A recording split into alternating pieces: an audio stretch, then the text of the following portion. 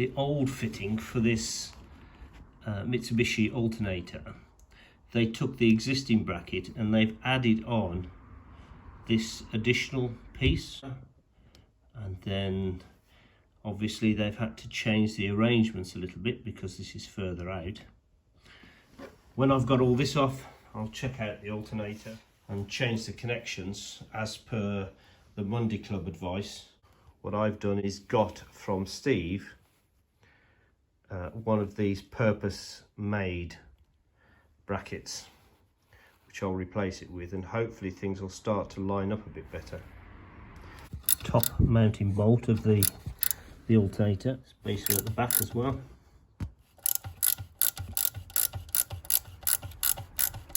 With the two alternator bolts removed, I could turn the alternator on one side. This connection, I understand, should not go between there and there. It should go somewhere else in the wiring loom. This black wire here is a replacement wire that goes to the starter solenoid.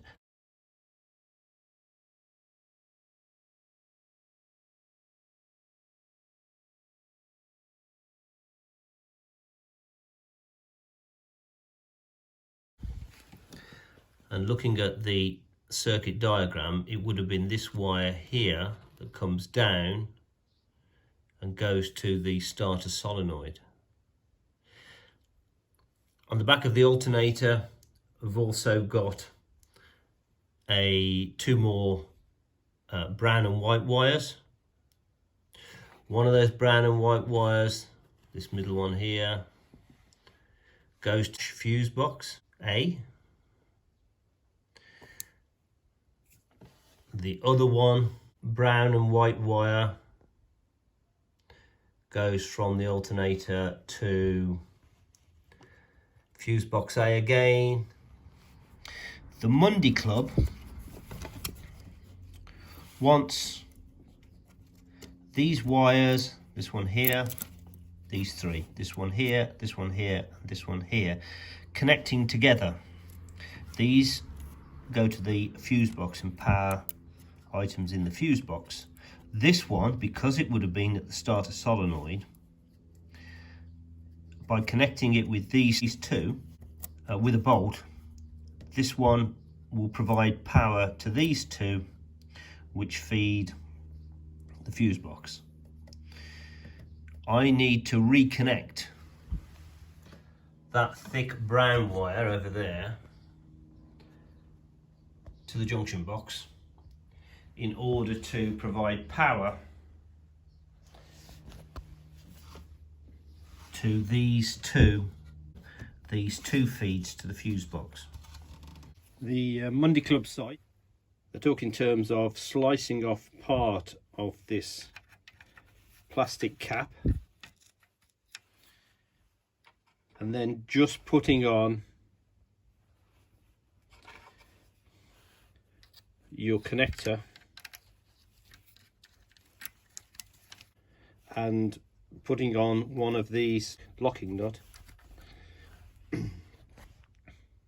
and then when you screw that down, cutting that bolt off as much as possible level, which is what I'm going to do now. So for me, the people who did this previously, there's just a little bit more which I will cut off just so that it's as close as possible.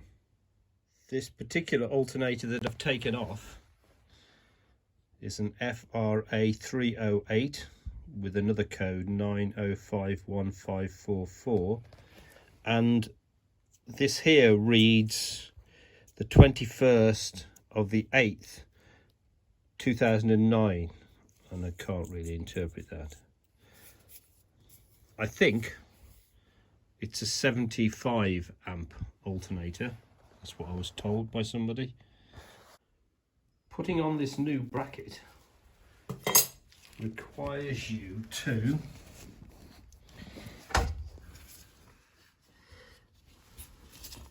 remove this old bracket, this one, which comes up here and is supported back to the engine block there. There's a bolt you have to remove under there, and you have to remove this bottom bolt here, which goes through this bracket, or through a spacer there, with a spacer. So that bolt goes through there into the engine block. And then you're supposed to remove that whole bracket. The bolt back there on the engine block is a 5/8, and I did have to use mine's a 5-inch extension. With regard to that bolt holding this bracket on, it's in actual fact a nut and bolt. The 5/8 ring spanner, I can just reach behind to get that on the nut that's attached to that bolt. In order to release this bracket, I also needed to undo this support, which has a tensioner on it for the belt. That spacer is part of the bracket. It's the bracket. Now it's off. That bolt there goes through an ear on the engine, so that can go to one side. What I'm going to have to do, as this is slightly thicker, is make another spacer. This bolt with a 9/16 AF head, it goes through the water pump.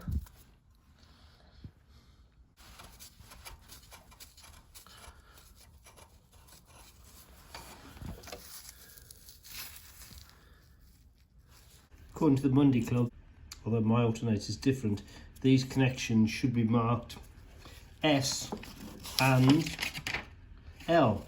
Mine don't seem to be marked at all, S and L. However, from when I took it apart, the red lead, the sensing lead, was attached to that, and then the black one was attached to that top one, which should go off to a light bulb. According to the Monday Club instructions, if you look at the rear of the alternator, the left connection is the L connection and the right connection is the S connection. That tallies with where this connection was previously. Another job to do was to bolt those three brown and white wires together. I've kept them roughly in line so it won't be too much of a mess when I just tape it all up, and I had to cut the bolt so that it didn't stick out too far. I'm not sure where these wires are going at the moment, so I've just connected them with bullet connectors, and then I can put the alternator in. I've put the wire so that it's long enough and so that I can bring actually the whole alternator on top. And that wire I can pull back inside here. So by having some slack, it means that I can give it enough room to pull the alternator up. Using a vernier gauge,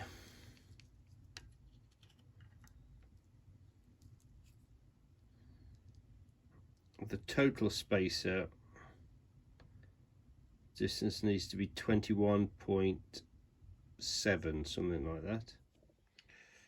With a washer and spacer, I'm coming out at 21.72 millimeters, which I think is going to be good enough. I thought I could just use that spacer and washer. However, because of the diameter of that washer, it actually fouls the other bolt that's above. So I need to grind that washer down until it's closer to the diameter of the spacer.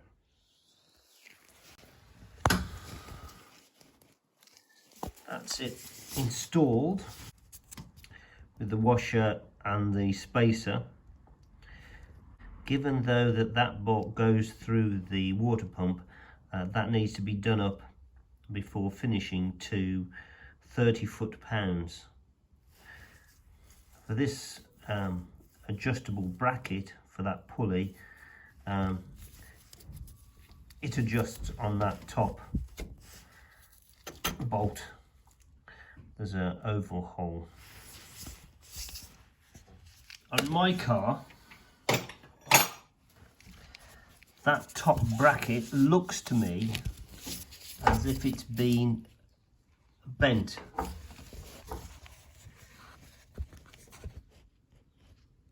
To adopt that position there. There's a spacer there, some sort of nut, whether that was ever there before, and there's a spacer behind.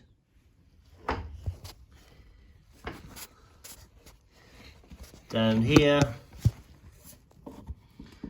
that's a metric bolt that goes through.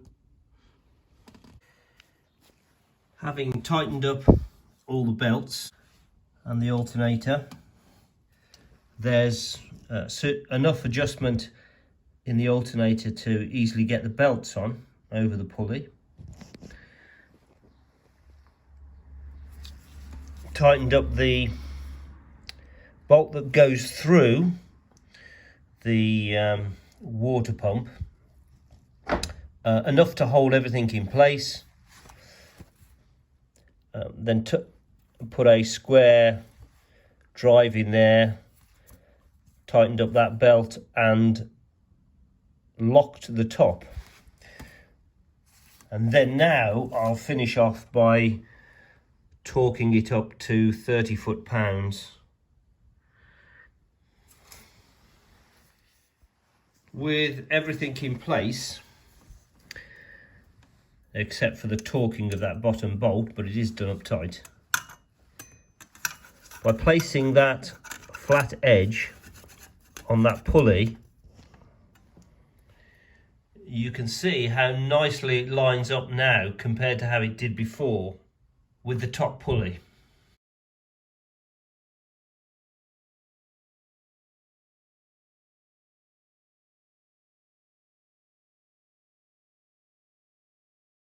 Down below here, the alternator itself gets very close to the engine block, but there is adequate room where those electrical connections are. The alternator regulator, as it's called on the wiring diagram for the Jensen Interceptor, is actually mounted in the front of the radiator on the right hand wing, and is mounted like that, upside down. It's located there, it's that one there. I've pulled the plug out because it's no longer necessary, and that wire there is attached to a white wire, and that white wire, according to the wiring diagram, goes back to a point where several wires meet. So we have the voltage regulator, there's the white wire coming out here, and that eventually ends up at this junction here.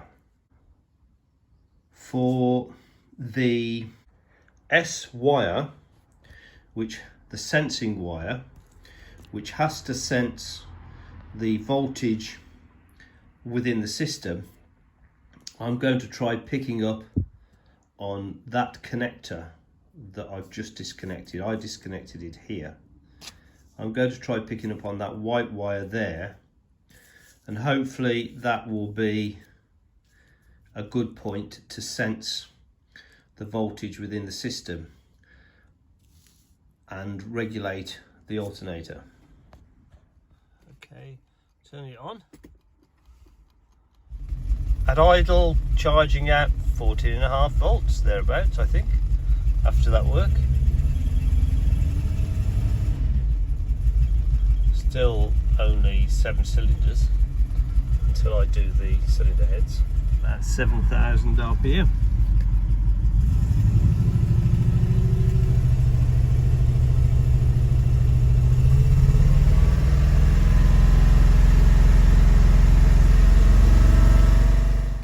Ignoring the wiring mess because I've not finished rewiring this side. That's a temporary connection. That's the light connected to the L terminal of the alternator.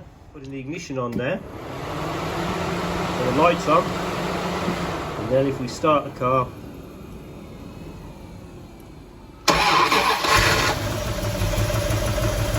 perfect, just as expected, the light goes out. Thank you, Jensen Monday Club.